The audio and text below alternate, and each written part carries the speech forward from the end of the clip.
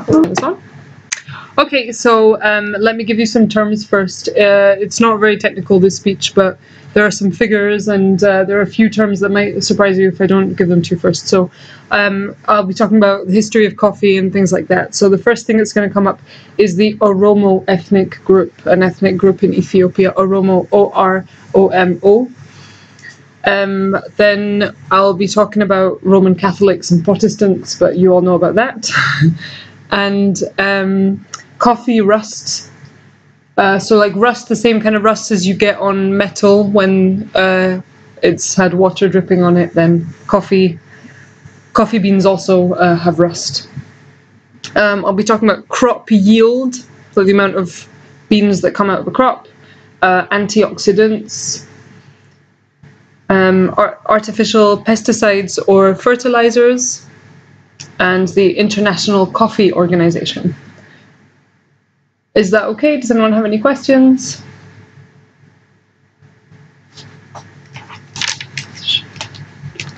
Just 1 second, please. Yes? Yeah, it's the Oromo group. Yeah, anyone else? No? I think we're good to go. Okay. All right, here we go. Okay. Good morning. Many of us like to start the day off with a cup of coffee, but where does coffee come from and what are we actually drinking? Today I'm going to talk about the history of coffee, coffee growing regions, varieties of coffee, the global coffee industry, including some information on organic and fair trade coffee, and then a bit later on, coffee drinking customs around the world, if we have time for that. So I'll start with the history of coffee. This goes at least as far back as the 10th century. Coffee is thought to have originated in Ethiopia, and the ancestors of the Oromo ethnic group first recognized its energizing properties. So from that ethnic group in Ethiopia, coffee spread to the Middle East, Persia, Turkey, and Northern Africa.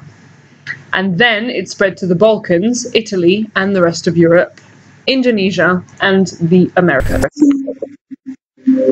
Now, in the beginning, there were hundreds of varieties of coffee, but only a few have stood the test of time, because coffee is particularly susceptible to diseases like coffee rust. So now, all these years later, we only really have 2 varieties of coffee that you'll be well aware of. I think most of you in the booth today are Italian. We have Arabica and Robusta coffee. And Arabica coffee represents between 70 and 75% of world production. And those figures would be much higher if Arabica were not so susceptible to coffee rust. So Robusta is of lesser quality than Arabica, but it's also easier to grow, easier to take care of, and just more hardy in general. It also contains almost double the amount of caffeine. So those are the 2 main varieties of coffee, and now let's move on to where they're grown. What countries export coffee? The world's biggest exporters of coffee are Brazil, Vietnam, Colombia, Indonesia, and Ethiopia. Vietnam is the world's biggest exporter of Robusta coffee, and Arabica is produced all over the world, especially in Kenya, Ethiopia, and Colombia. So those are the coffees that produce coffee, but what about the countries that consume coffee? Well, coffee is consumed all over the world, as you can imagine, but the countries of Northern Europe, surprisingly, hold the current record for coffee consumption per person. It might sound surprising, but Scandinavians drink more coffee than the French, Italians, and Spanish put together. Finns drink 2.6 cups of coffee per person per day. In Norway, it's 1.9 cups per person per day. And in Belgium, it's 1.3 cups per person per day. Now, let's move on to some figures for coffee exports. Now, coffee exports are a little bit particular. They're measured in 12-month periods, December to December. So coffee experts talk about the 12 months ending December 2015, which is to say the exports from December 2014 to December 2015. Coffee exporting is a $20 billion industry, and coffee is mostly consumed by industrialized nations. More than 90% of coffee is grown in developing countries. So the global coffee trade is obviously huge and it's growing, especially when it comes to Arabica exports. According to the International Coffee Organization, 70.17 million bags of Arabica were exported in the 12 months ending December 2015. It's a higher figure than the previous year. So that's it for Arabica, and as for Robusta, 42.31 million bags were exported in the 12 months ending December 2015. So the estimated increase in global coffee production in 2015-2016 compared to 2014-2015 is 1.4%. And the average annual growth rate in global coffee consumption since 2011 is 2.5%. So from these statistics, it does look like coffee will continue to fuel the planet in the coming years. So that's it for statistics. As you can have imagined, we drink a lot of coffee. I'd like to move on now to organic and fair trade coffee. Now, as we discussed earlier this week, when we think of fair trade, usually what comes to mind is small coffee producers who belong to cooperatives. And so the idea is that fair trade guarantees a minimum price for these cooperatives. But with historically low prices, current fair trade minimum prices are lower than the market price of only a few years ago. In addition to this, fair trade certification is not free. There's an application fee, an initial certification fee, and then there's membership dues and annual audit fees and much more. So certification can cost thousands of euros for a single plantation. So as a result of this, many smaller cooperatives can't afford to be certified fair trade, even though they meet fair trade standards.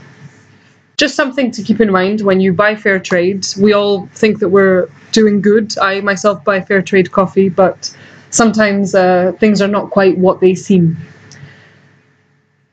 Now I've talked about that, I'm going to move on to the last part of my speech, some coffee drinking customs from around the world. So for many people, stopping for a cup of coffee throughout their day is not just something pleasant to relax, but a necessity. And the Italians here will know what I mean, with their tiny thimble-sized cups of espresso that seem to be drunk liberally throughout the day. Only one of the many things I love about Italy. But in other countries, things are a little bit different. And I should also say that coffee has come a long way since its humble beginnings. In fact, at first, Christians believed that coffee was a black, bitter invention of Satan, unlike wine, which symbolically was Christ's blood. Now, this changed in the 16th century when the Pope gave coffee his blessing.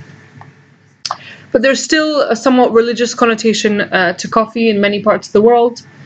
In Ethiopia, coffee is used in rituals. The beans are divided up into different bowls and then used as part of the ceremony. On a somewhat more banal note, in the Netherlands, coffee is served in the home, and usually it's served with cookies and cakes. Now, this brings me to Roman Catholics and Protestants. Interestingly, in the north of the Netherlands, this part of the country was traditionally populated with Protestants, and they prefer to serve coffee with only one cookie. This is seen as a gesture of modesty and moderation. But in the south of the Netherlands, traditionally populated by Roman Catholics, Drinking coffee usually comes with a bigger slice of cake or several options to choose from. The strangest kind of coffee that I myself have heard of, apart from civet coffee, is Scandinavian egg coffee. In Sweden, Finland, and Norway, coffee is brewed on the pot and an egg is thrown into the coffee while it's boiling. So the egg is thrown in with its shell, and the whole thing is boiled and whisked for a very, very long time, giving the coffee a very particular flavor indeed. While some people say this egg coffee has a very silky texture, others have compared the taste of the coffee to a kiss from a chain smoker. Certainly something to think about when you have your next cup of coffee today. Thank you very much.